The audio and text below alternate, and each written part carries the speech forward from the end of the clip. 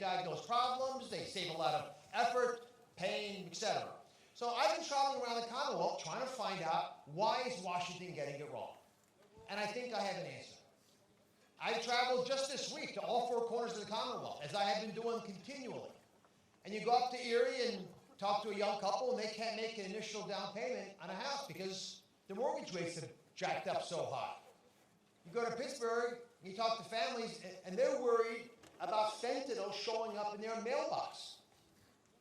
You go up to Scranton, and you've got, amazingly, seniors who are saying their Social Security checks, they just don't stretch far enough anymore with runaway inflation.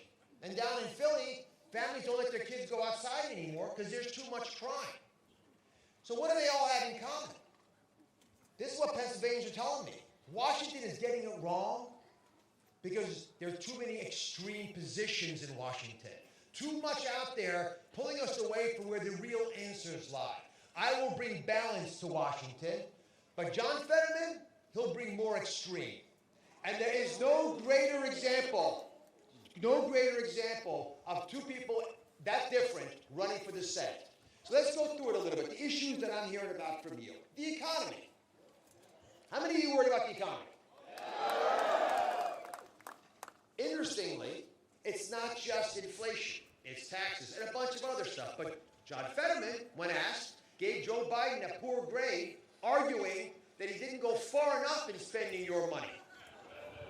We already have 40-year high inflation. I don't know how much worse we could have done recklessly spending our children's money, but John Fetterman felt that was important. He tried to raise taxes in every job he had in government. As mayor, tried to do it as lieutenant governor, supported the Biden tax bill right now that's going to hire 87,000 more personnel for the IRS. If that wasn't bad enough, didn't pay his own taxes 67 times. Now, when I asked him about some of these positions, for example, in the debate, which is the only time I got a chance to ask him questions, he was not willing to defend these extreme radical positions, including fracking. Because energy is one of the ways we could deal with the economic crises that we're facing. And he's been against it, calling it a stain on Pennsylvania, insulting people in the industry, even offering to prosecute job creators in Pennsylvania if they didn't do the way he wanted it to do it. And yet he wasn't able to articulate exactly why that was an issue, when it's the obvious question any of us would ask him. How do you want to fix the economy in Pennsylvania if you're going to hold our hands and not allow us to unleash energy? These are positions that he has taken up in the past, but he won't defend them now. And that's just the economy. How many of you worry about crime? All-time high. So we got the most murders ever in Philadelphia, and I'm from the Southeast. We've got our 1,000th carjacking already last month. It is a problem that has driven businesses out of Philadelphia. And when I was endorsed by the Fraternal Order of Police, a great honor, it was unanimous. You know how hard that is to get hundreds of police leaders in a room and make it unanimous? Here's why it was unanimous. They want desperately to someone to have their back. And John Fetterman pulls the rug out from under them all the time. He takes positions, as you heard Nikki and Ron and others describe, that are so far radical left, it makes no sense outside the values of those of us living in Pennsylvania. And stunningly, he's unwilling to defend those positions publicly. Why do you want to release 1/3 of all prisoners when we've got a murder rate that high and crime and violence across the Commonwealth? And it's not just Philadelphia, it's in all the urban areas. Why is it that you feel so strongly for protecting criminals, but don't seem to care so much about the innocent victims they've hurt? Why else would you rule on the parole board to give people an option of leaving prison when they were convicted by a jury and sentenced by a judge, and you want to release them from prison over the wishes of other parole board members, including Democrats, and over the desires of the family? Does that sound right to you? No! And finally, I'm worried about fentanyl, and you should be too, because it's showing up everywhere. How many of you, I won't ask for names, but put your hands up, have had families that you know hurt by fentanyl? Put your hands up in the air. Yeah, I mean, it's probably 1/3 of the audience here. No, a lot of you here. It hurts me. The state patrol, the troopers, they've endorsed me, told me that we have confiscated 7 times more fentanyl, 7 times more this year than we did 2 years ago. It's a catastrophe caused by an open border with human trafficking being run by cartels, which are terrorist organizations, resulting in profits that they use to buy fentanyl and bring it across the border. Now, I pushed hard on this issue because we can address it at the federal level. John Fetterman wants to legalize all drugs and wants heroin heroin injection sites. Now listen, it's not like it didn't get tried. They tried this in Oregon with John Fetterman's support. Here's the result, 40% increase in deaths from opiate overdose, because if you legalize all drugs, taking heroin is not a good long-term survival strategy. But worse, in many ways, a 50% increase in homicide rates, because lawlessness takes over. And I've been to parts of Pennsylvania, like Kensington, the largest open-air drug market in the country, where John Fetterman's failed ideas are present, but he won't go and talk there. He doesn't want to face the consequences of his decisions. And as a doctor, the first thing I do is figure out whether what I'm doing for you is working or not, and own it and fix it. Now, it doesn't have to be that way, and it's not going to be that way. Because by electing me, we're going in a whole different direction.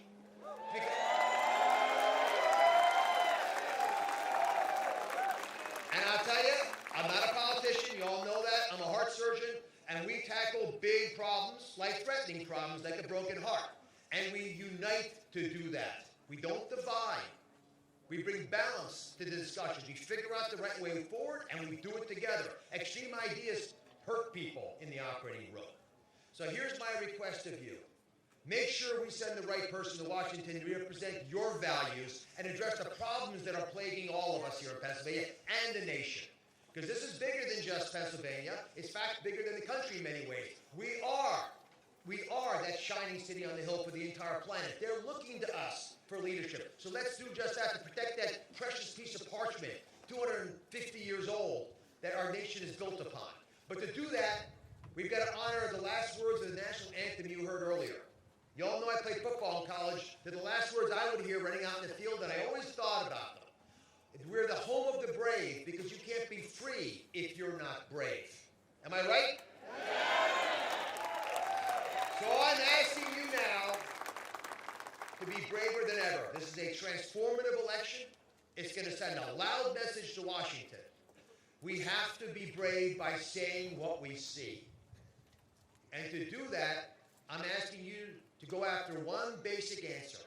You're going to ask a single question to 10 friends. Nikki brought up that number. I'm going to stick to it. 10 friends of yours are going to hear from you tonight or tomorrow morning. And here's the question you're going to ask. Are you ready? Are you happy with the way the country's headed? Yep. I'm not asking you. You're going to be asking your friends. And I want you to go out and talk to conservative Democrats and independents, because they're going to vote for us when we have this discussion. And you're going to ask that question. Are you happy with where the country's headed? Now, if they happen to say yes, you gently take their car keys away. They should not be driving. But if they say no, which 70% of them are going to, 7 out of 10 of your friends are going to say, no, I'm worried about our country. I love it dearly. I may have confidence in what I'm going to do, but I'm worried about our nation. Tell them I stand for change. Tell them, as Nikki's family was, that my parents were immigrants. We lived the American dream. We're the embodiment of it. Now, the best thing I ever did in my life was to marry my wife, Lisa. We live in the house. We got married in 37 years ago. Where's Lisa? Stand up, Lisa. There she is. I always worry she's a flight risk. But our 4 children are around her, so she's well protected there. But I want you to make sure they realize that I believe that we are the land of opportunity, because I've lived it, as have you. I believe we're the land of plenty. I believe we can balance our budget and not recklessly spend our children's money. I believe we can have an all-of-the-above energy policy to protect our environment and reduce inflation, and to make us a world power to protect our allies overseas and push back on our enemies. We're together?